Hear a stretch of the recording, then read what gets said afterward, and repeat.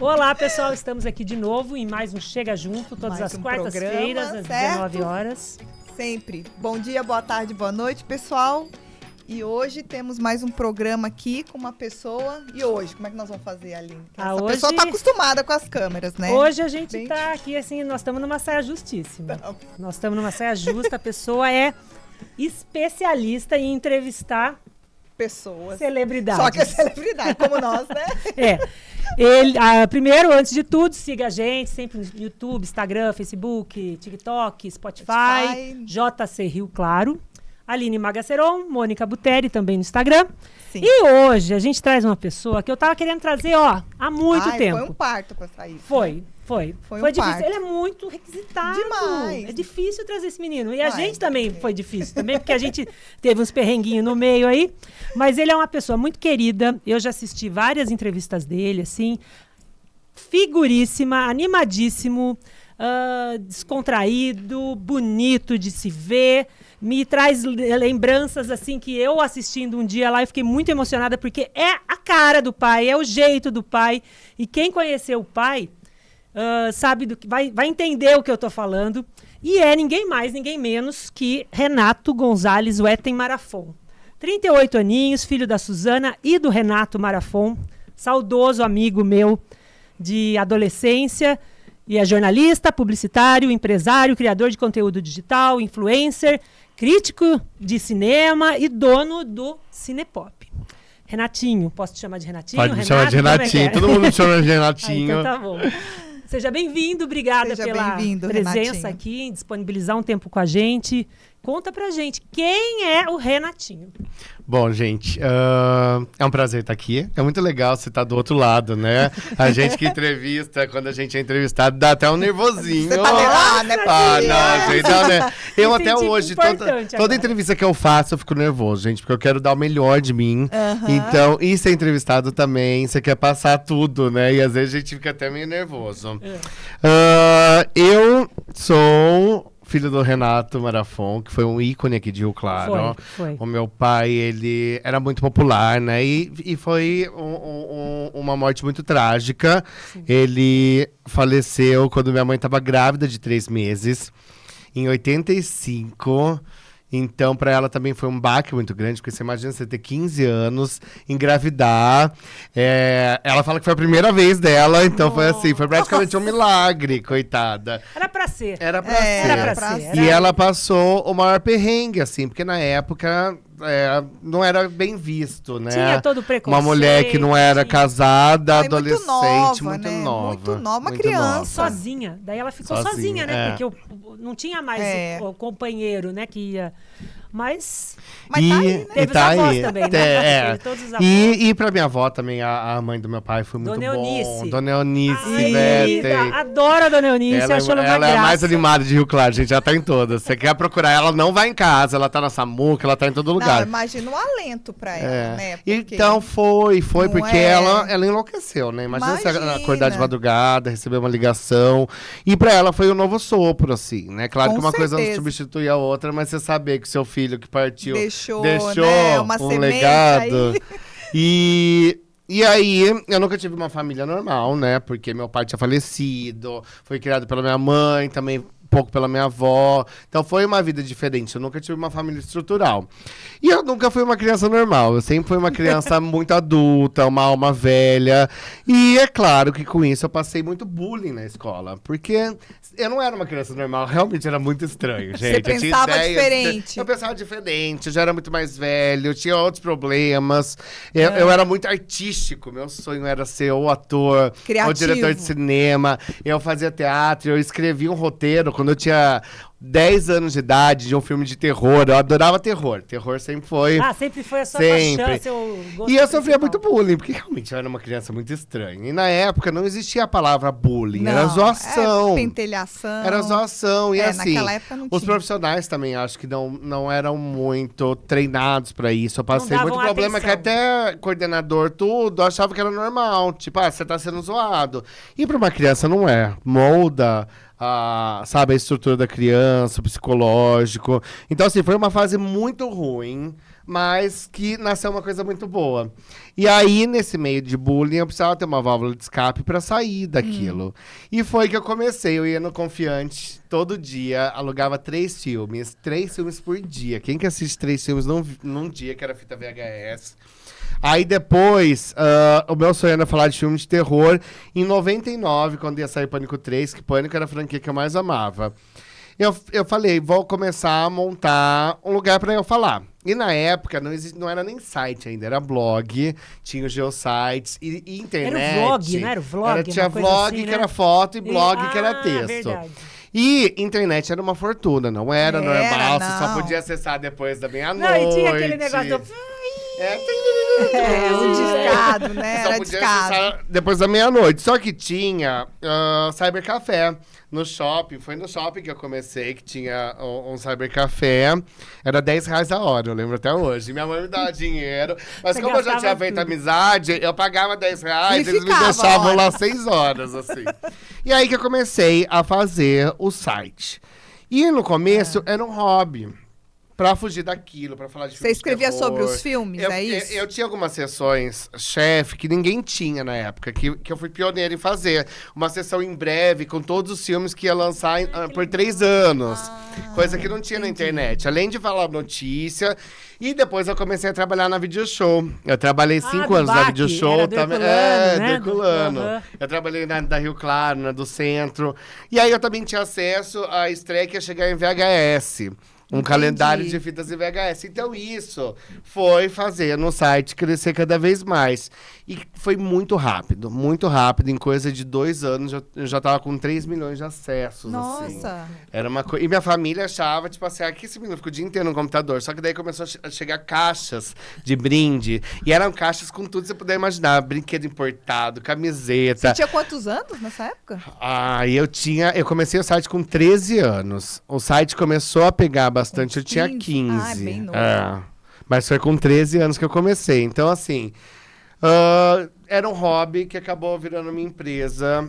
E aí as coisas começaram me ajudou muito, cara. Porque daí eu comecei a ver que existia todo mundo fora daquilo que eu tava passando, fora daquela situação. Então foi uma coisa... É um mundo novo, né? Que abriu pra você. Eu acho que a gente sempre vai passar por perrengue. E a gente tem que saber tirar o melhor. Ou você pode afundar com aquilo, ou você pode usar aquilo pra te impulsionar.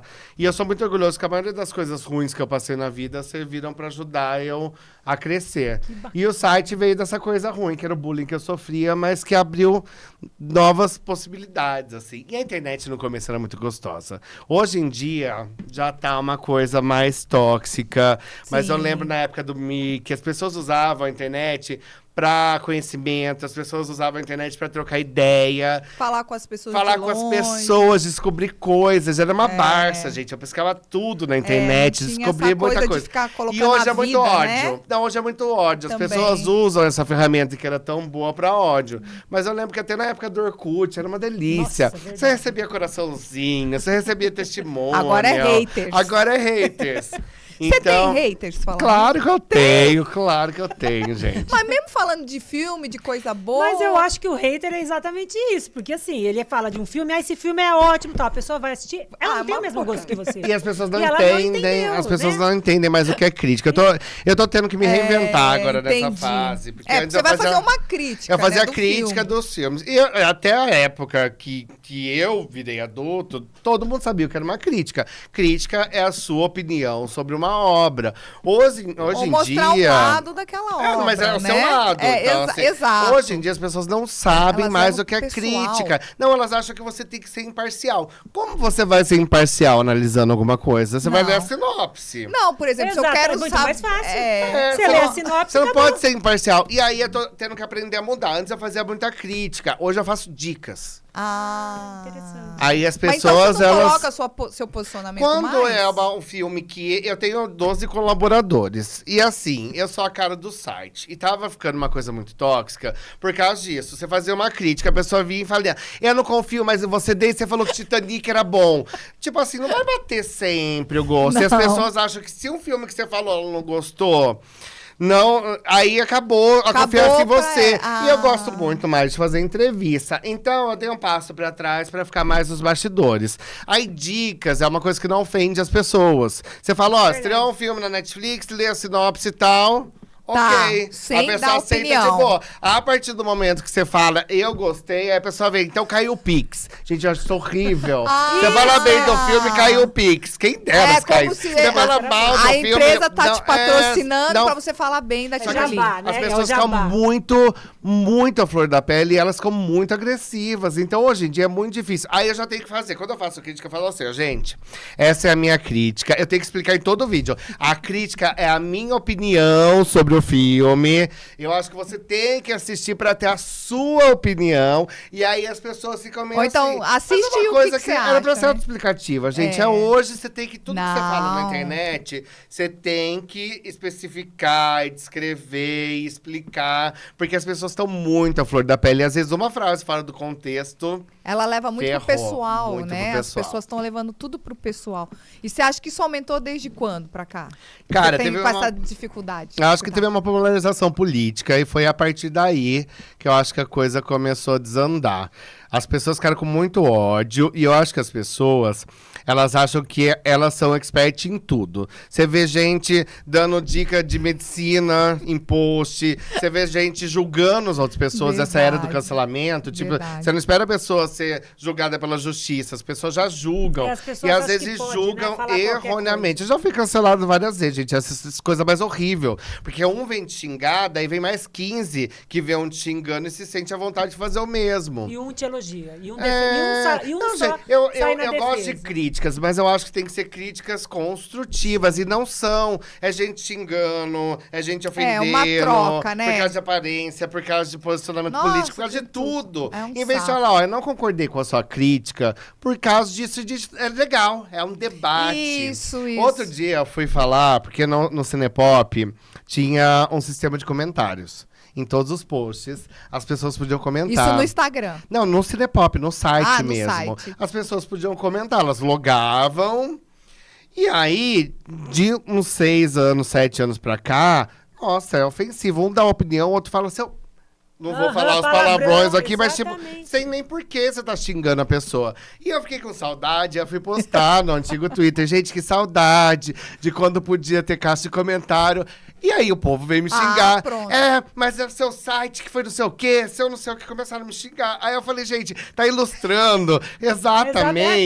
Teu site é ditador, teu site... porque eu não posso também ficar analisando o dia inteiro o comentário pra ver se uma pessoa tá xingando a outra, entendeu? Né? Pra bloquear, e aí imagina você leva um processo ainda porque um idiota foi lá xingar outra pessoa. E tá no seu site. E eu comecei a bloquear muita gente que era ofensiva, porque tava impedido de gente que quer comentar, de comentar.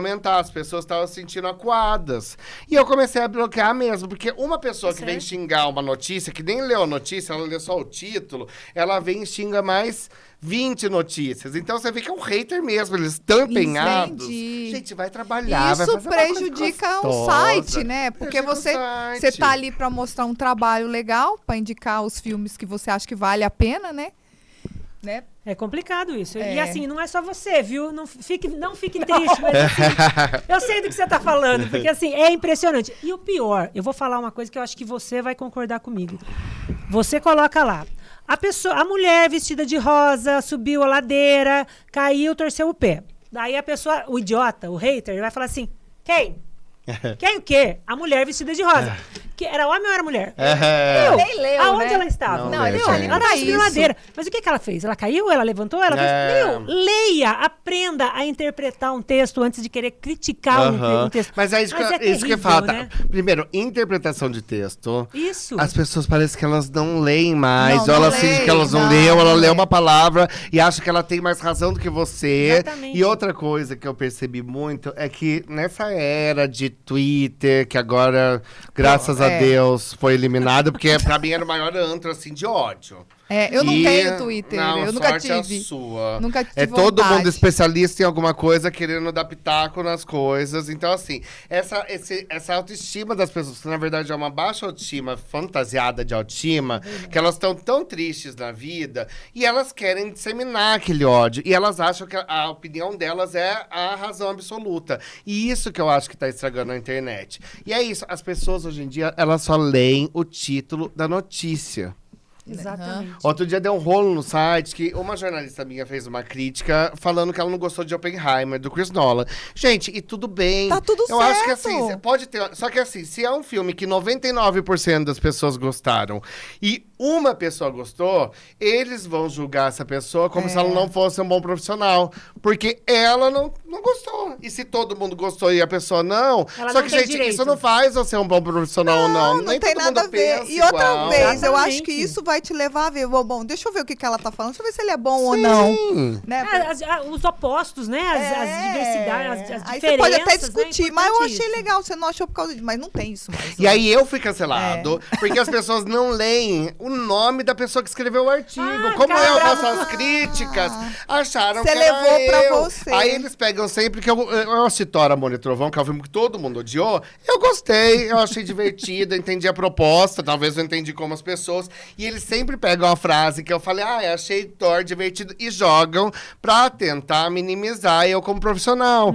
E eu acho isso muito tosco, gente, porque tá tudo bem ter opiniões divergentes. Eu acho que o mundo é feito disso. Se todo mundo pensar igual, Não a tem gente graça. não vai evoluir. Não, e não tem graça. Não tem graça, mas hoje na internet é isso. Você É, pensou não, uma mas coisa é diferente raiva. do que 99% das pessoas, você tá na roça, porque daí você vai ser julgado, o povo vai te xingar.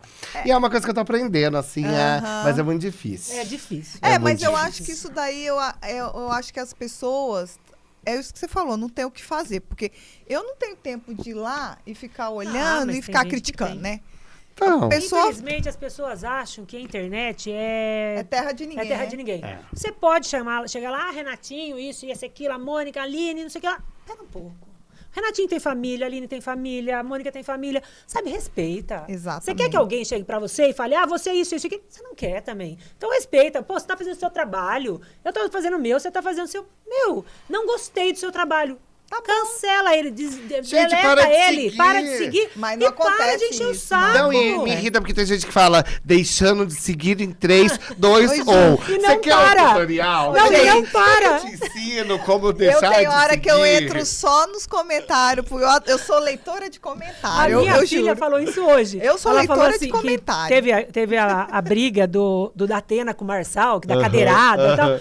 E os comentários são, assim, os mais bizarros, né? São, A gente. minha filha tem 22 anos, ela falou assim, mãe... 24 anos, ela falou assim, mãe, o que eu mais gosto é de ver os comentários. Porque são tão, assim, absurdos, tem umas coisas tão absurdas. Não, e tem eu mesmo. não sei de onde eles tiram. Tem uns comentários que você sabe... De onde tirou isso? Que eu nem pensei uma coisa dessa, né? A gente não pensa, mas as pessoas pensam, né?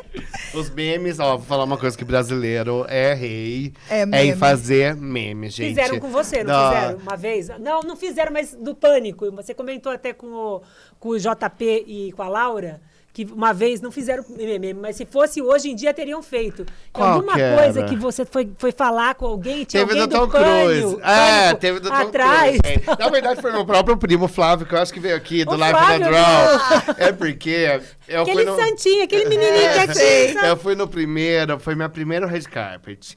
E eu fiquei, era com o Tom Cruise, cara. Meu primeiro red carpet ia com o Tom morrer. Cruise. E eles me colocaram no final. Então, assim, o ator não precisa parar com todo mundo. E eu tinha um amigo jornalista e ele falou, ele foi muito sacana comigo. Ele falou, o que você vai perguntar pra ele? Eu já tinha pergunta. Eu falei, eu vou perguntar se ele toparia filmar Missão Impossível no Brasil. Que ia render. Ele fez assim, não pode perguntar isso. O estúdio não vai gostar, porque é outro estúdio e tal. E aí eu falei, agora, não sei o quê. E ele tava vindo. E eu já tinha umas outras perguntas, mas de repente, o jornalista, meu amigo que tava do meu lado, fez assim, Tom, você filmaria Missão Impossível no Brasil? Aquilo me desestabilizou inteiro. Eu fiquei muito... E nisso, eu tava aqui, eu era o último. O segurança empurrando o Tom Cruise. Não, mas me desestabilizou inteiro. E o cara do Pânico atrás com uma foto da Sabrina Sato pelada. Batendo na minha cabeça. Tom, assina.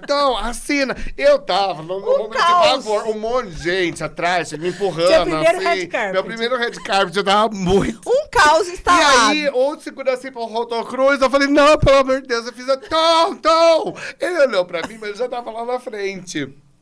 Aí ele olhou pra mim, eu falei, puta, e agora? Esqueci que eu ia perguntar. Aí eu virei pra ele e falei assim, ó, Tom, você prefere fazer o mocinho ou o vilão? E ele virou pra mim e fez, who cares? Tipo, quem se importa? Aí depois ele completou, ele falou assim, o roteiro foi bom. Mas o que ele virou pra mim e fez assim, ó, who cares? Aquilo me marcou. E meu primo pôs uma foto minha no red carpet assim, escrito, who cares? Quem se importa?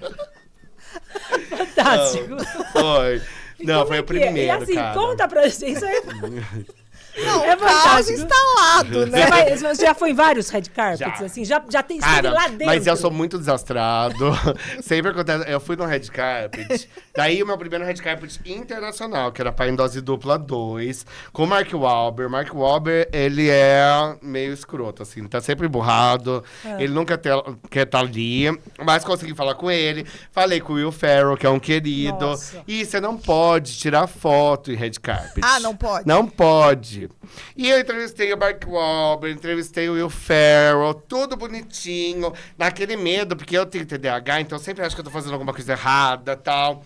De repente chegou a Alessandra Ambrosio, que é brasileira, gente. Pô, então, tinha acabado de falar com nada contra ela. Mas eu não sei porque ela me deu uma empolgação extra. Primeiro que ela chegou, eu já pensei no sapato dela. Ela deu um berro. Ah! Falei, puta, que bosta que eu fiz. Aí, eu entrevistei ela, eu falei, Alessandra, vamos tirar uma foto junto? Em português. Mas aí, eu já senti os horários estranhos pra mim. Eu falei, pronto, porque não pode tirar foto.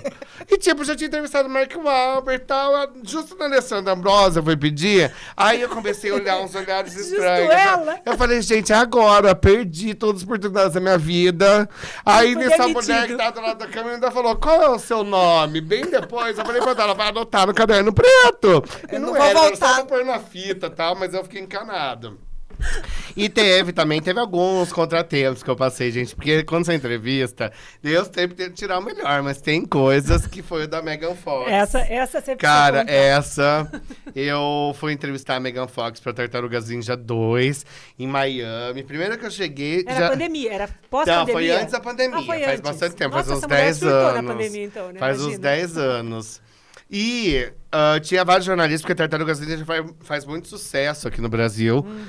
Tem um público muito grande, então eles mandaram 10 jornalistas pra Miami. Primeiro que eu já esqueci o celular no Uber na hora que eu cheguei. Então, lá. Cara, e pra achar o Uber, e o Uber era de outra cidade. Aí eu tinha pegado carona com uma moça que eu conheci no aeroporto, que a gente fez amizade. Eu precisava contatar a moça, e a entrevista era à noite. Então eu já tava muito nervoso, consegui o celular de volta. E aí eu fui entrevistar a Megan Fox. Era a Megan Fox e o Steve Amell que fazia... esqueci a série, uma série de super-herói. E aí eu cheguei lá e eu tava muito nervoso, porque também era uma das primeiras entrevistas minhas. E eu tava muito nervoso. Aí eu escutei assim, ó, no pictures, não. E eu fiquei com no pictures na cabeça. E o não nem dei bola. Cheguei na sala, ela tava sentada, linda, meio montada. Ela é meio... Ela não é tão bonita, mas ela é bonita, assim. Mas ela tava toda montadona, sentadinha, assim, com a mãozinha, assim. Quietinha. E eu cheguei e fiz assim, ó. Hi, Megan! Estendi o braço. Ela ficou olhando, tipo, uns 30 segundos pra minha mão. Aí ela parecia o Horácio. A Tartaruga Ninja. Ela foi o Horácio. Ela veio com a mãozinha, assim, bem devagarzinho, com o bracinho pra dentro. Pegou na minha mão, assim. Aí eu falei, nossa, acho que ela tá meio assim, melhor não abraçar ela. Imagina se eu tivesse abraçado essa mulher. Aí eu falei, melhor nem abraçar ela. Ela ia te dar uma cabeçada. Menina. Aí cheguei no hotel, aquele monte de jornalista. Teu nome, por favor. Foi pior. Aí o jornalista falou, você viu, menino, que não podia tocar nela porque ela é germofóbica? Eu só virei e falei, oi? Não podia tocar, né? Eles falaram, no pictures, don't touch her. que ela é germofóbica, ela morre de... Sabia que Silvio Santos era também. Cara, mas e o nervoso que eu passei? Ela deve ter se lavado de álcool em gel ali, acho que foi a pessoa que mais usou álcool em gel antes da pandemia.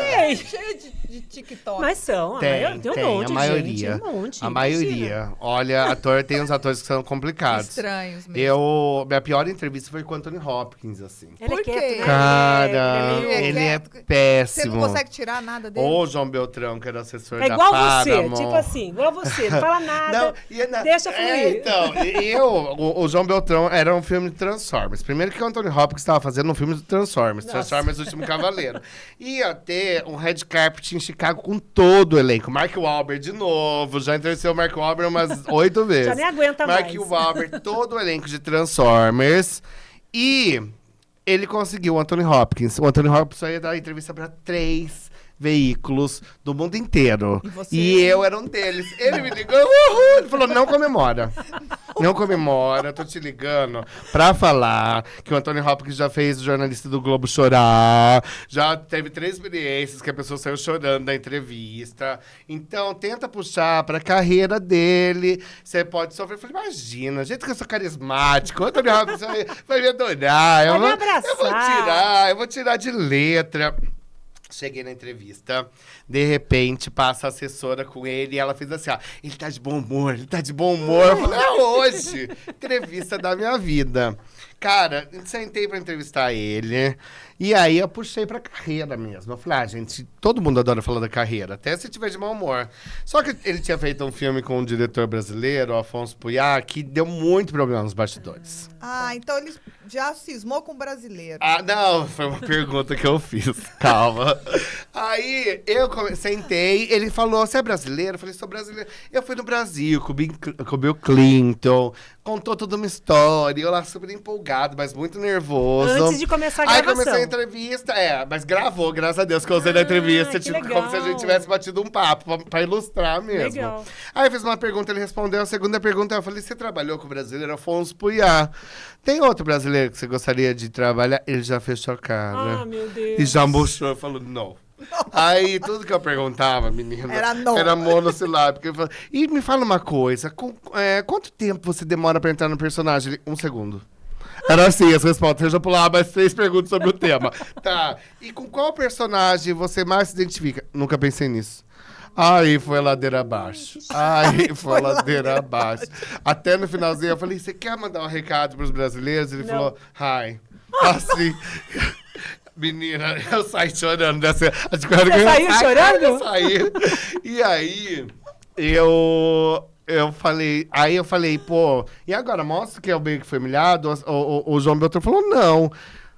Faz um vídeo mostrando que, tipo, porra, você entrevistou ele, que todo mundo fala que ele é monossilábico, que ele dá trabalho. E eu consegui fazer um trabalho de edição salva tudo, gente. Que salvou tudo. Quem assiste a entrevista foi até pra Paramount, foi pra Paramount nos Estados Unidos, como uma das entrevistas mais bem-sucedidas. Porque daí eu mudei tudo. Eu falei, entrevistei ele, que interpretou o Zorro, não sei o que, de quem estou falando. Ele, ele mesmo, sou Anthony Hopkins. Aí eu mudei a ordem. Cara, todo mundo assiste. E daí no outro dia tinha o red carpet. E ele não ia no red carpet, por isso que eu já tinha entrevistado. Aí tava entrevistando todo o elenco, Mark Wahlberg e tal. De repente, na hora que eu olho ele vindo, eu falei, não, meu pesadelo. De novo. E eu passei, e já me estabilizou também no red carpet, que o cara que tava filmando virou pra mim e falou assim, que horrível ontem, né? Eu falei, que horrível o quê? Ele falou, eu que tava na sala filmando essa entrevista. Porque às vezes acho que a entrevista foi ruim, mas a hora que você vê, foi boa. Aquele momento eu falei, nossa, foi muito ruim mesmo. Ele falou, nossa, ele foi muito grosso, era só ele ter se esforçado um pouco, mas ele não tava afim, né? Ele não tava afim. Mas deve ter muito disso, né? Tem, cara. Mas sabe o que eu não entendo? A pessoa, ela vive... Ela é milionária, é celebridade, mas ela só é celebridade, só é conhecida porque tem público. Porque o público vai no cinema para assistir, ou compra o filme no streaming, lá no Netflix, onde quer que seja. ele tem que ter público. Porque se ele não tiver público, ele não é ninguém. E a pessoa não reconhece isso. Mas tem muito artista que é babaca. Muito nome, eles não querem saber. Chega num ponto... Mas peraí, ele só tem nome porque tem público. Eu também acho. Mas tem que entender isso. Mas eu também entendo que um dia de imprensa... Gente, eu sempre procuro fazer perguntas que ninguém fez. Porque é sempre aquela coisa. Como foi fazer o filme? Qual foi a sua cena preferida? Imagina, tipo, você dá 30 entrevistas num dia e as mesmas perguntas. Tanto que uma mulher da Disney, quando teve a Junket Homem-Formiga aqui, veio me elogiar. Porque eu tentei fugir de perguntas normais. Eu tento fazer uma coisa. Então eu perguntei pro cara que fez Homem-Formiga, se você conseguisse encolher, aonde você entraria? Coisas assim, sabe? Que ninguém pensa em perguntar. Porque deve ser difícil. Mas realmente, gente, é o seu trabalho. E os grandes astros de Hollywood, o Tom Cruise, por exemplo, que é o que eu sempre falo, cara, o Tom Cruise é a pessoa mais profissional do mundo. Por isso que ele é um dos últimos grandes astros de Hollywood. Ele é bonito mesmo. Ele é bonito. Pele dele, gente, a pele dele... Até hoje, agora ele deu uma envelhecidinha. Mas também, gente, quantos anos ele tá? O Ivo Pitangui morreu. Parece que ele vinha pra cá sempre pra fazer coisa com o Ivo Pitangui. E foi depois que o Ivo Pitangui morreu que ele... Mas é fofoca, gente, não sei se é verdade. Fofoca de bastidores. E agora ele deu uma envelhecida, porque ele tá quase 70 já, né? Gente, 60, não, tava na hora, mas eu né? entrevistei ele há 10 anos, que ele tava com 60, cara, pele. Eu suando no red carpet e ele com terno, mas baixinho, desse tamanho mesmo. Ele é pequenininho. Mas você vê que ele é muito bonito nesse último, aquele que teve agora do Top Gun. Nossa. Que foi Maverick. Maverick. Meu, foi maravilhoso. Você viu os outros que fizeram um filme com ele? Doente, contracenando com ele. Todo acabado da Val Kilmer. Aí você fala, meu, esse cara tá muito bem na fita. E ele para pra conversar com cada pessoa. Tipo, aquele dia que ele falou who cares, ele já tava lá na frente, ele nem precisava. E mesmo assim ele parou, respondeu, que eles vão empurrando, porque tem hora. E eu era o último. Ele faz que depois eu entrevistei ele pra Múmia de novo, ele para, ele olha no seu olho, ele tira aquele tempo pra fazer aquilo, que eu acho muito legal. Isso é então você se sente dele, querido, você se sente... E é claro que daí, entendeu? E é muito legal isso dele, que ele realmente ele cumpre aquilo. E é o Tom Cruise, ele nem precisava divulgar o filme dele, gente. Vai fazer sucesso. Mas ele sabe que faz parte do marketing. Então, pra Top Gun Maverick, que foi lançado na pandemia, que foi o filme que, tipo assim, ó, vai ter cinema ainda ou o cinema acabou? E ele que foi o salvador, porque chegou numa época que, tipo, vai deixar só streaming. Vamos acabar com o cinema. Como é que tá isso? Até isso a gente ia perguntar. Cara, como é que foi a pandemia pra esse meio? E assim, como tá hoje o cinema com esses streams? Como é que tá isso aí? O cinema autoral, eu acho que você vai ver muito menos filmes originais com ideias novas nos cinemas. Porque é a lei da oferta e procura. As pessoas, hoje em dia, elas não querem conhecer história nova. Elas não querem pagar 40, 50 reais para ir no cinema para conhecer uma história que ela não conhece. Hoje as pessoas estão movidas pela nostalgia. Tá. Então, cada vez mais, a gente está vendo Missão Impossível 8, Vingadores 6. Porque as pessoas só vão no cinema, os fantasmas ainda se divertem, que é sequência de um filme que foi lançado há 40 anos. As pessoas, elas só estão dispostas a gastar o tempo delas por alguma coisa que elas já conhecem. Então, é um pouco triste, porque tem filmes muito bons, novos, que nem saiu o Dublê, que é um filme com a Emily Blunt, com o Ryan Gosling, que é um dos filmes mais divertidos pra mim desse ano, e o filme não foi bom, porque é uma história nova, e as pessoas não estão dispostas a investir tempo. Então, o que vai acontecer é que todos os filmes menores, filmes de arte, filmes com histórias novas, eles vão acabar chegando direto no streaming. Não, vão acabar chegando direto no streaming, entendeu? E Hollywood, os grandes blockbusters vão ser todos alguma coisa linkada com o passado. Filme de franquia, filme derivado. Agora tem reboot, revival, remake. É tudo reciclado. Entendi. Isso é muito triste, mas é ruim, né? É ruim. É porque não tem que ter coisa nova, né? Renovação. Eu sou dessas, assim. Eu também gosto. E outra coisa também que eu tenho reparado, que essa geração TikTok... eles não têm paciência de... Você precisa entreter eles a todo momento. E eu acho que outro problema do cinema hoje em dia... 2 horas no cinema, né? Os filmes já começam com uma cena de ação interminável. Você nem sabe qual é a história. Tem uma sequência de ação gigantesca, aí tem 4 diálogos, aí tem uma outra cena de ação. Então não é mais aqueles filmes dos anos 90 que a gente gostava, que tinha uma história, que você se apaixonava pelo personagem, que você, sabe, se encantava pela história e aí você se importava. Agora é ação, ação, ação. Ou o protagonista fala alguma coisa, ação, ação, ação. Então, eu acho que o futuro é esse também. A velocidade das informações estão mais rápidas e o cinema precisa entreter todo o tempo. O que prejudica um pouco pra mim. Às vezes, eu ponho um filme dos anos 90 pra assistir. Eu sou muito nostálgico também. Mas eu acho que não... A gente vê claramente que você gosta dessa parte. Eu gosto de histórias, de conhecer coisas novas, né? Mas esse negócio da internet é isso. O pessoal fica passando vídeo e não consegue focar. Não. 2 horas. E você acha que é por isso que tem tantas séries assim no streaming e tal, com 7 temporadas, 8, 20 temporadas. Meu Deus. É igual novela, uma novela. Virou uma novela, né? Mas as séries antigas, antes do streaming, elas tinham... Uma temporada tinha 22 episódios. Agora, uma temporada tem 8 episódios. É verdade. Depois que surgiu a Netflix e tal, eu lembro que os episódios eram semanais. Isso, só que também ninguém tem paciência Tá mais, gente. Eu adorava ficar esperando esperando quarta-feira pra ver Gossip Girl, Desperate Housewives. Hoje, você assistiu um episódio, outro na próxima semana, você já desencana. Não lembra. Tem muita coisa. E muitas vezes você não lembra o que aconteceu na semana passada. Não, e tem muita coisa na televisão. E é muita coisa ruim. Não, e outra coisa. Gente, é muita coisa ruim. Às vezes você fica procurando filme, juro por Deus, eu fico 1 hora pra achar um filme. E na hora que você começa a assistir, é ruim. E aí você começa. Tem um monte lá, Mônica, minutos. continue assistindo, né? Porque continue assistindo. Mas tem uns 20 que eu não consegui terminar. Acho que todo mundo tem isso. Todo mundo tem essa lista do continue Que bom, assistindo. Que bom. Eu também paro, gente. Eu paro no primeiro episódio, eu paro em 20 minutos. Meia hora de filme. Se não me entreteu, relaxar? não, eu também. Porque assim, eu imagino que você tá assistindo o filme, mas você já tá fazendo uma Você tá análise. crítica. Assim, Não, né? contra Você tá isso com eu uma consigo. Mas o problema é eu amo cinema, porque no cinema eu tenho que desconectar mesmo. Sim, cinema. Ainda mais você não a pode gente mexer que com o assiste celular. jornalista, assiste em cabine de imprensa. Você pegou o celular pra ver o horário, já é 3 gritando, celular, nanana. Então, tá. eu gosto, porque é o momento que eu estou investindo naquilo. Se eu assisto o filme no sofá da minha casa, eu começo a assistir o filme e já chega uma mensagem do WhatsApp que você sente necessidade de responder na hora. Aí eu respondo a mensagem, a hora que eu vejo, eu já não tô entendendo mais o filme. Aí eu já acho também que o filme é ruim, às vezes é porque eu também não... Então, Não tá é um ligado. problema que eu tô tentando trabalhar, tirar um momento de lazer. Porque hoje em dia a gente fica tão na correria que eu não consigo parar e assistir um filme na paz, assim. Por isso que às vezes eu gosto muito de pegar coisa que eu já assisti. Assistir de novo Que pra é analisar. aquela série de conforto, que você Isso. gosta de assistir, mas você perder uns 2 minutinhos ali também não vai fazer tanta diferença. E tem filmes que a gente assiste 50 vezes e você não cansa de Não assistir. cansa, Tem gente. uns que a gente assiste assim, as minhas filhas estão com 22 e 24, mas assim, tem um filme que a gente vai viajar pra praia, nunca a gente deixa de assistir, que é aquele Esposa de Mentirinha, com a Adam eu Sandler e adoro, a... com a Jennifer Aniston. Isso, Aham. gente, não tem uma vez que a gente não vai pra praia ou pra qualquer lugar que a gente não coloca. Daí a gente fala, daí a gente coloca ainda assim, gente, vem assistir, ó, tem um filme novo.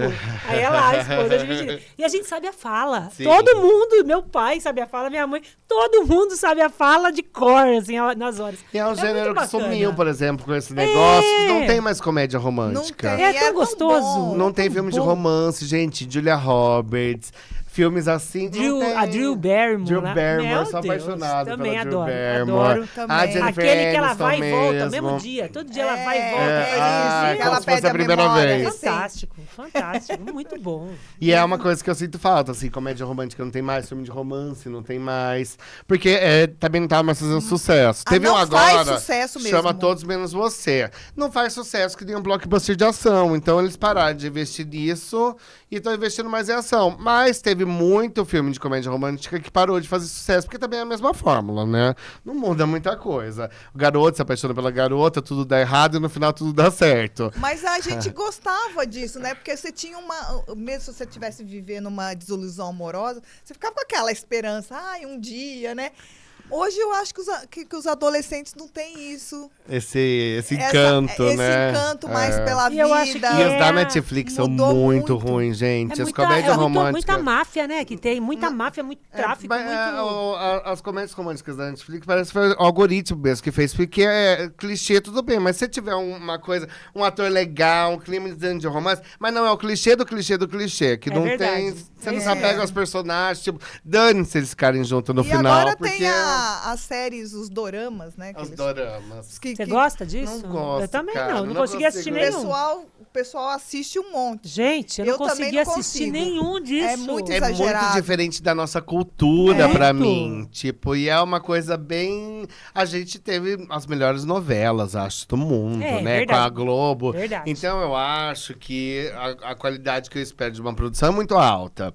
E a Globo sabia como fazer novela como ninguém. É claro que agora o formato de novela não tá mais funcionando.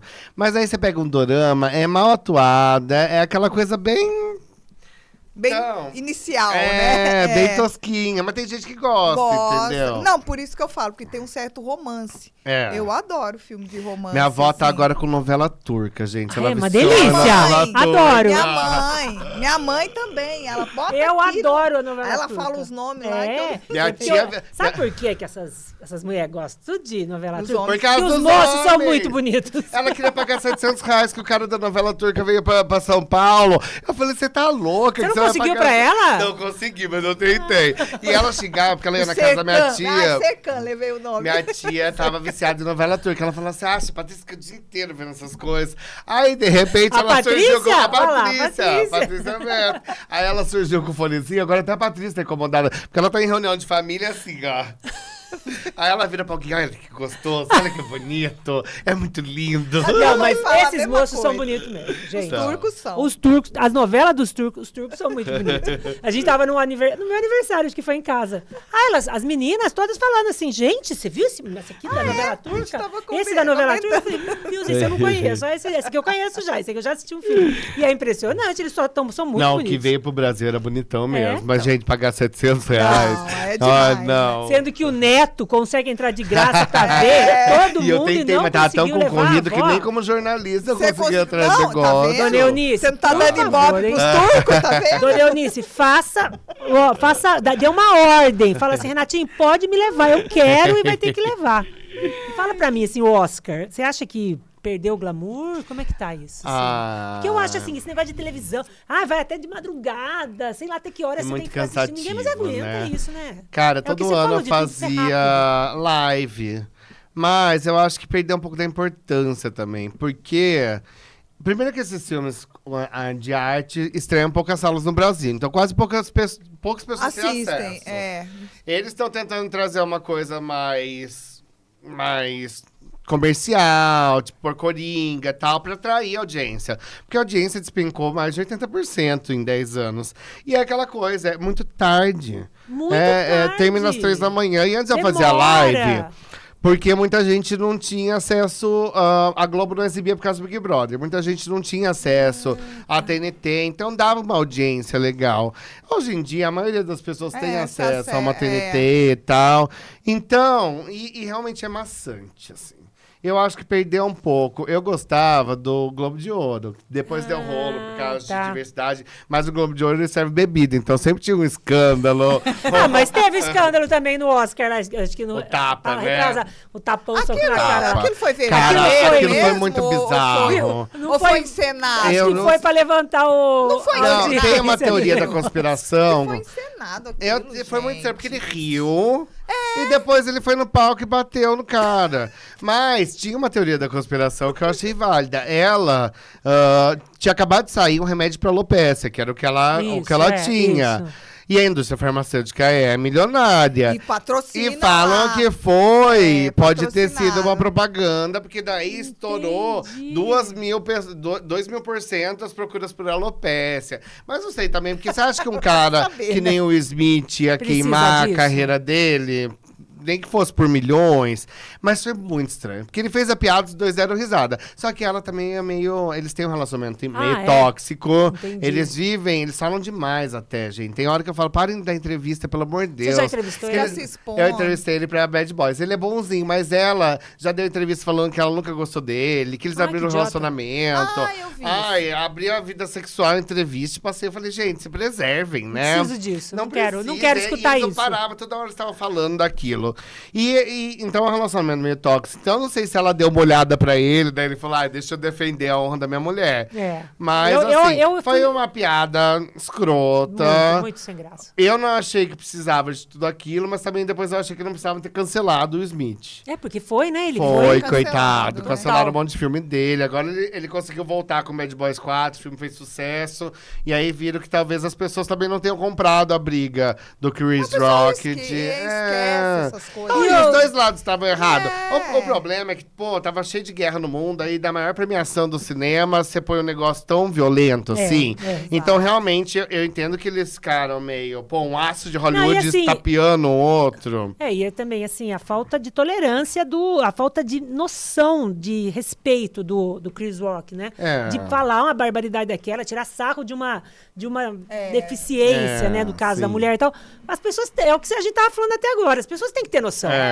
Eu sou engraçado. Pera, você não é engraçado. Mas é o ponto Isso não foi. Se o Smith só tivesse dado tapa, todo mundo ia achar que era brincadeira. Que daí ele começou a gritar, tira o nome da mulher do sua boca. Eu acho que na hora que ele deu risada, eu vou defender ele assim, eu acho que na hora que ele deu risada porque é politicamente correto dar risada. Mas na hora que ele olhou pra cara da mulher, viu que ela tava uma monstra. Mas ela riu também. Então, mas acho que ela ficou puta. Por isso que eu achei muito estranho. Ela riu, ele riu. Mas depois ela deve ter dado conta. Eu acho que ela deve ter ficado mais brava que ele riu do que com a piada em si. Tipo, como que você riu disso? Como assim, né? É complicado, situação difícil. Mas é isso, eu acho que as coisas vão mudando com o tempo, né? Tudo vai mudando, não vai ficar exatamente como era. O difícil é a gente se adaptar, né? É que eu falo, igual eu falo, a nossa geração, né, Aline? Com celular, a gente apanha pra caramba. Meu Deus, né? E tem coisas que a gente é resistente. Eu falo que a resistência demora pra gente poder soltar alguma coisa. Eu falo, não, mas a gente tem que aprender. Mas tem mesmo, né? A gente tem mesmo, a gente fica... E a nova geração tá vindo aí passando com tudo, né? E a gente que fica no meio, e aí? Cara, esse negócio de inteligência artificial, ao mesmo tempo que eu acho que pode ser incrível, eu morro de medo. Isso. É uma coisa que eu não quero me envolver. Tem gente criando medo da Alexa, eu tenho medo da Alexa. Tem gente criando logotipo, tem gente criando tudo em chat GPT. Daqui a pouco vai ter ator mais. Não vai ter ator, não vai ter roteiro, não vai ter livro, porque o negócio faz tudo pra você. Complicado. E eu acho muito assustador. Vai estar no TikTok mesmo, pra mim foi uma luta, porque eu também... isso que eu tô falando. Eu mexo com tecnologia, mas eu tá crescendo tudo muito rápido. Você ainda tá naquele...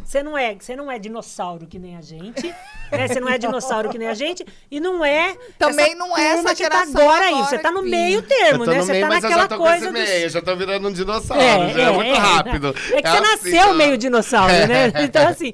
Mas, assim, é complicado, porque você fica no meio termo, que você fala, eu vou pra essa coisa de TikTok, não vai ser ridículo? Ou vai? Como é que eu vou me fazer? Eu tive que me reinventar, esse negócio que eu falei, dos vídeos. Antes eu gravava vídeo do YouTube, o YouTube morreu. Morreu, né? Esse negócio, eu fazia crítica de 6, 10 minutos. Ninguém mais assiste uma crítica. YouTube. Não, nem é rápido, tem que ser curto. Rápido. Agora cortes, é 1 minuto né? e meio. Você tem 1 minuto e meio pra expressar tudo que você cortes, tem. Então, eu assustei. Gente, é muito louco isso. E eu tive que me reinventar, porque não tava mais rolando. E é uma coisa difícil, você ter que se reinventar a linguagem que você usa. Porque eu nunca imaginei que ia mudar tão rápido. E foi muito rápido. E tá mudando. E tá mudando. Daqui a pouco, não sei nem qual que vai ser, mas daqui a pouco já é outra rede social, já é outra. Isso é outra coisa, na rede social muda toda hora. Então tem gente que, por exemplo, é Instagrammer. Mas até quando vai o Instagram? Exatamente. Entendeu? É isso que eu tô falando. Daqui a pouco não vai ser mais assim. Então. Porque o pessoal tava falando, TikTok não pega, é só Instagram. Não, o TikTok hoje chama mais atenção, muitas vezes, do que o Instagram. Então, assim, a pessoa tem que acordar. Porque são vídeos rápidos, se você fica lá passando igual um louco, você fica até vesgo. Não, e aí, se você parar pra assistir você vai... Você não para. Você vai ser bombardeado. Só que daí gera... ansiedade em você, você fica sem paciência pra dopamina, tudo, né? Você fica passando aquilo, a dopamina. E aquilo é viciante. Então, o que tá fazendo na cabeça dos jovens? Como que vai moldar a cabeça dos jovens? Então, assim, eu acho muito preocupante. E é esse negócio, as pessoas não têm paciência de assistir um filme de 1h30 mais, que é o mais curto, porque ela tá sendo entretida ali. O que tem gente, você vai no cinema, gente que fica no celular, me irrita, porque aquela luz clara, e o povo deixa na luz mais alta. Cara, aquilo me dá um nervoso. É complicado. Porque tira a sua experiência também, tá assistindo o filme, de assistir o filme, sabe? E a nova geração não tem paciência, cara. Mas vamos ver o que vem aí, É o que né? tá por aí. E assim, o que eu vejo muito nessa nova geração, e muitas vezes, para o lado bom, é que muitas barreiras vão sendo quebradas. Né? Muitos preconceitos, muitos estereótipos, muita... assim, o homossexualismo, ou o racismo, ou várias questões são abordadas no cinema, de uma forma mais fácil. Eu acho isso bacana. Também, né? Eu acho que muita gente tem problema com novela, porque a Globo também colocou bastante, assim.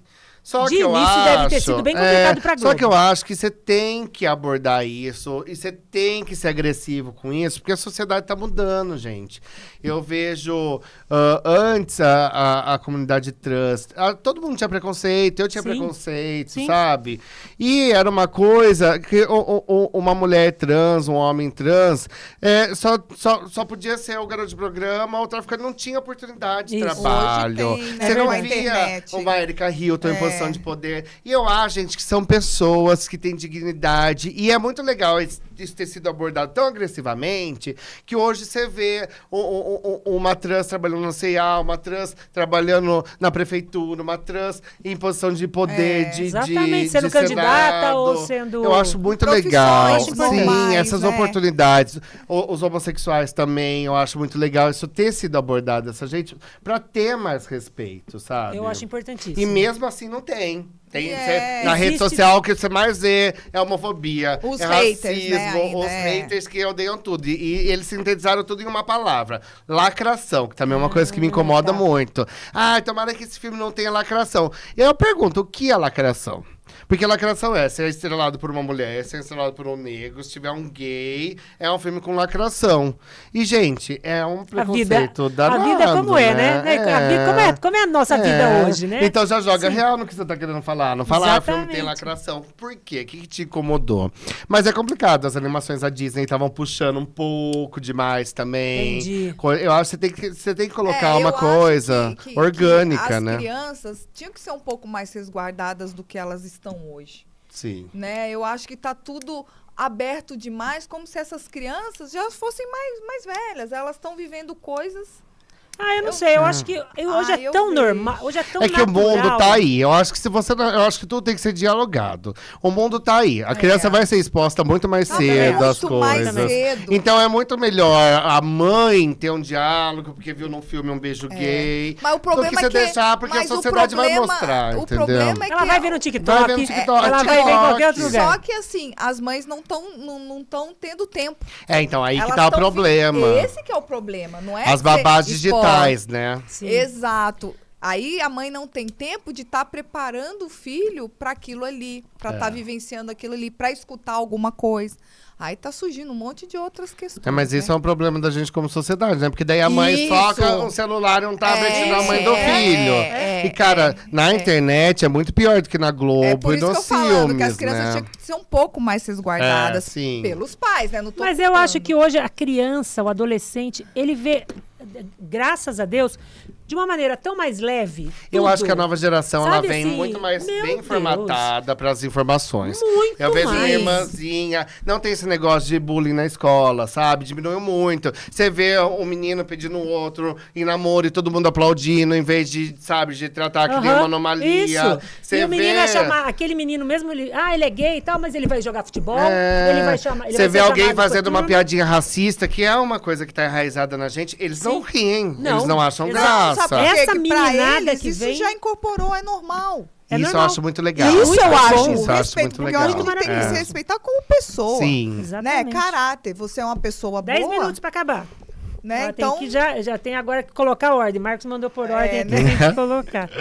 Mas eu acho que isso é bonito. É bonito isso. É olhar o caráter das pessoas e não o estereótipo, né, da pessoa. É que a homofobia e o racismo vieram muito estrutural na nossa geração. Na sua menos, na nossa mais ainda. Foi melhorando. Nossos pais, era uma loucura. Não existia. Não existia, lógico, era sempre tudo existiu. Existia, mas eu tô falando a homofobia existiu, tudo existia, mas era mais... Mas a rede social, acho que é pior. Gente, eu sofria bullying, mas eu imagino se eu sofresse bullying com as redes sociais. Porque uma coisa é você ser considerado uma anomalia na escola, que era o meu maior medo. Minha família descobrir que eu sofria bullying. Entendi. Porque daí eles iam olhar pra mim como se eu fosse anormal. Então, eu não podia falar pra ninguém. Chegar em casa chorando. Você não falava? Não, porque daí, na cabeça do adolescente, se eu contar pra minha mãe, pra minha avó, eles vão olhar pra mim com outros olhos. Eles vão achar que o problema sou eu, eles vão concordar. Porque eu chegava pra coordenador, tudo, e falava, eles estão me zoando. E coordenador já chegou a falar, mas se todo mundo te zoa, será que o problema não é você? Gente, foi uma facada no coração de um adolescente de 12 anos. Falar isso. Então, por isso que eu falo, eram pessoas que não eram preparadas para aquilo. Hoje e me tratava mesmo como se eu fosse anomalia. Porque eu era uma criança diferente, gente. Mas existem crianças diferentes. Hoje, uma criança que vá procurar uma coordenação, essa criança já está no limite dela. Já. Né? E tem muito suicídio, tem muita coisa. Então, acho que é uma coisa a gente nem que vê. tem que ser abordada. Vida e mexe. Outro dia, um adolescente se matou também porque sofria bullying.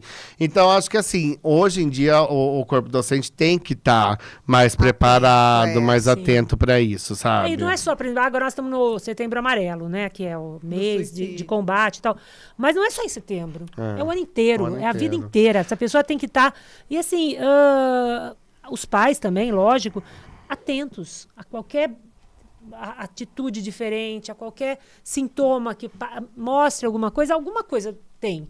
O bullying hoje já não é mais tão escrachado como era antes? Pode até não ser, mas tem a internet, é aí que eu acho que complica. Porque e daí os adolescentes montam um grupo no WhatsApp pra te zoar, ou montam uma comunidade no Facebook. E aí eu sabia lidar com o bullying presencial, mas eu não sei se eu saberia lidar com o bullying online. Porque daí tá ali pra todo mundo ver, você tá sendo ridicularizado na internet. Quanto tempo aquilo vai ficar online? O que aquilo vai com você na sua vida? Não, entendeu? E outra coisa, hoje as pessoas filmam, tá te filmando, você nem sabe. Pode jogar uma coisa com você. Sim. É muito preocupante. Nas festas, alguma coisa que pode acontecer. Imagina se a gente tivesse celular naquela época nas festas, né? Meu Deus. Graças a Deus. Deus sabe o que faz. Deus sabe o que faz. Mas as coisas não mudam. Eles fazem festa, né? Adolescente faz festa do mesmo jeito. E estão expostos aí, você não sabe. É verdade. Isso eu acho preocupante. É preocupante. Demais, você ficar. É isso aí. Mas é isso, né? Que legal. Gostei de saber as histórias do Olha, eu até chorei. Chegou uma hora que saiu lágrima do meu olho de tanto que eu dei risada. Você tem uma pergunta sempre que você faz. Eu tenho. Deixa uma mensagem aí para as pessoas, Renatinho, de tudo que você passou, que você viveu, que agora você vive sucesso, para sair do que você saiu, né? Do bullying. E chegar aí hoje tão alegre, tão divertido, tão com esse o astral, né? Eu acho que o segredo... a vida vai te derrubar várias vezes. Você vai passar por situações muito difíceis, mas você é definido pelo que você tira dessas situações. Então, você pode ir pro fundo do poço, e você pode tirar uma lição disso e evoluir. E o segredo do meu sucesso foi isso. Todas as coisas horríveis que eu passei na vida, eu tirava uma coisa muito boa delas. E aí que eu consegui crescer. Então, eu acho que o segredo é esse. Olhar pra vida com positivismo, sabe? Porque nem sempre é fácil. Às vezes você quer jogar toalha, às vezes você quer ir pro fundo do poço, às vezes você quer sofrer aquilo. Mas tenta tirar uma lição de tudo que a vida te manda, de todas as coisas, das adversidades que você passa, e correr atrás do seu sonho. Às vezes a gente tá no automático, né? Eu acho que hoje em dia a gente trabalha o dia inteiro, a gente fica o dia inteiro na correria, tem a internet, você precisa responder a todo mundo. Mas tira um tempo pra correr atrás do seu sonho, pra fazer uma coisa que você gosta, pra ter um hobby, pra fugir um pouco dessa loucura que é esse acelero que a gente tá vivendo. Porque a gente tem WhatsApp hoje, que se a gente não responder a pessoa na hora, e aí tem os grupos, e a gente fica refém das redes sociais. A gente precisa postar toda hora no Instagram que a gente tá feliz, toda hora responder alguém. E a vida é muito mais que isso, né? A gente tá esquecendo de viver o agora, de olhar pro outro, de marcar um barzinho, de acampar, de viajar. Então, corra atrás da sua vida real. Deixa um pouco de lado essa vida digital que a gente tem que alimentar o tempo inteiro e vai viver um pouco. Vai no cinema, vai assistir uma série, tenta desconectar um pouco. É o que eu tô tentando fazer agora, porque eu realmente estava muito pilhado. E eu precisava o tempo inteiro estar produzindo. Se você não tá produzindo o tempo inteiro, fazendo stories, fazendo não sei o quê, você fica surtado, porque é uma demanda muito grande. Porque você tá vendo no Instagram tá todo mundo produzindo, tá todo mundo feliz, tá todo mundo numa viagem muito legal. E a rede social faz você se sentir mal. Ela parece que é feita pra isso. Você nunca tá num lugar legal, você nunca tá produzindo tanto, você nunca tá... Mas as pessoas só postam as coisas boas também. Então é legal a gente analisar isso e parar de se cobrar tanto e viver um pouco mais a vida real. Porque sua rede social, depois de você morrer, ela vai ficar lá parada. Vão até excluir. E o que você viveu e as suas experiências. Então, vivam, curtam e vão atrás dos seus sonhos. Essa é a mensagem que eu tenho para passar. Que legal. Amei. Isso mesmo. Adorei. Eu também. Ai. A hora que eu falei pro Marcelo, o Marcelo estudou com seu pai, meu marido, né? Ele falou, fala pro Renatinho que eu era amigo do Renato. Eu falei, tudo bem, não vou discutir, porque sabe como é que é. Mas o Marcelo estudou com o Renato também. E ele falou assim, nossa, se ele for metade do que Renato era, vai ser uma baita entrevista. E assim, olha, você é a prova de que... Como é que é? A criatura se sobrepõe ao Criador, né? Se o Renato era muito bom, se o Renato era um cara muito bacana, você é muito mais. A Suzana, é Suzana, né? Suzana tem 50% de participação nisso, mas assim, você é um cara muito legal, tem um astral simpático, muito demais. Né? Muito. Adorei. Só tenho que te agradecer, gente. Assim, muito legal estar com você. Ouvir essas histórias engraçadíssimas, curtir com você. A gente acabou viajando junto com ele, entrevistando isso. Vamos fazer uma parte 2. Se você contar as outras histórias. Então, só uma pergunta. Você já imaginou a gente escrever um livro ou fazer um filme sobre a sua história? Cara, meu sonho. Sobre as suas... Depois que eu me aposentar, porque não dá também pra jogar a celebridade Não! Tudo que eu sei da celebridade, do ventilador. Né? Não, mas aí eu falei, depois que eu aposentar, eu vou escrever um livro com todos quem era legal, quem era escroto. Um monte já morreu.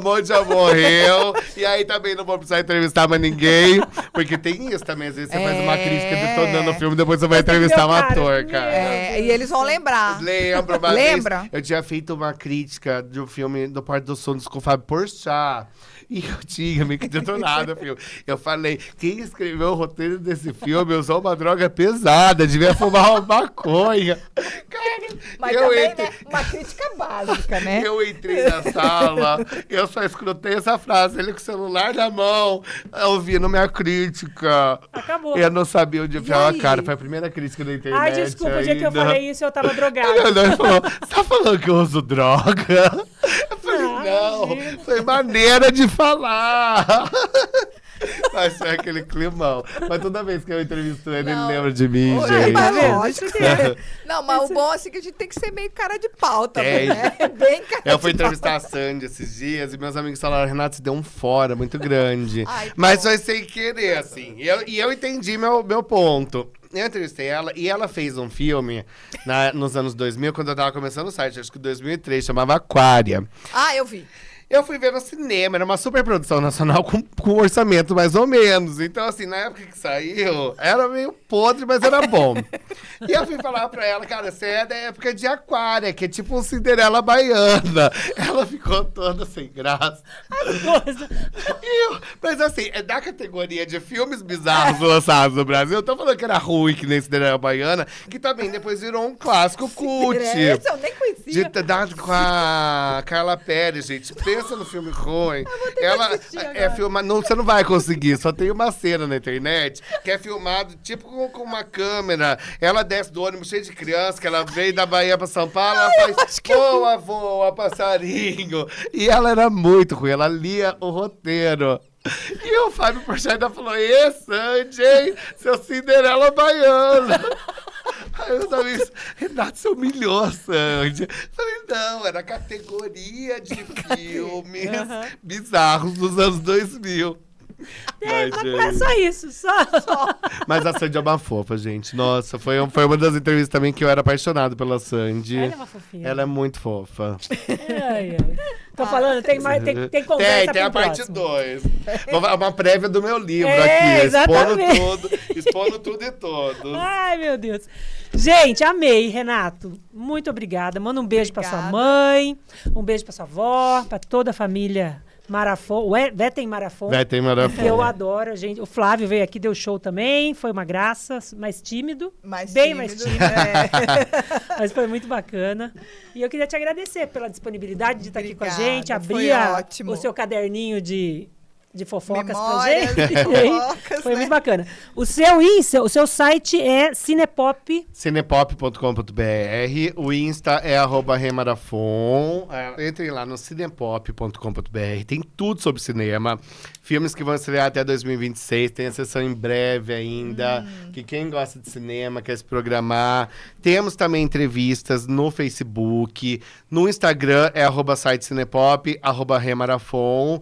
Então, quem quer ver as entrevistas, quem quer ver minha entrevista com o Anthony Hopkins, que vai falar, nossa, mas não foi tão ruim assim. Mas foi edição, gente. Entra lá. E acompanhe meu trabalho. Eu queria agradecer vocês dois. Foi muito gostoso. Obrigada. Eu espero vir mais vezes. Com certeza, já está convidado. Venha sempre. E eu queria muito agradecer a todos vocês que estão aqui com a gente, curtindo essa pessoa maravilhosa, Renatinho Marafon. E convidar vocês para a próxima quarta, tá aqui com a gente, sempre nos canais do JC Rio Claro, YouTube, Facebook, TikTok, todos. Spotify. E Aline Magacerô, Mônica Butelli, Cinepop, só site Cinepop. Site Cinepop ou cinepop.com.br. Rê Marafon. Continuem aqui com a gente sempre às quartas-feiras, às 19 horas. Sempre com uma pessoa especial. E hoje foi mais que especial. Tchau, gente. Tchau. Até quarta.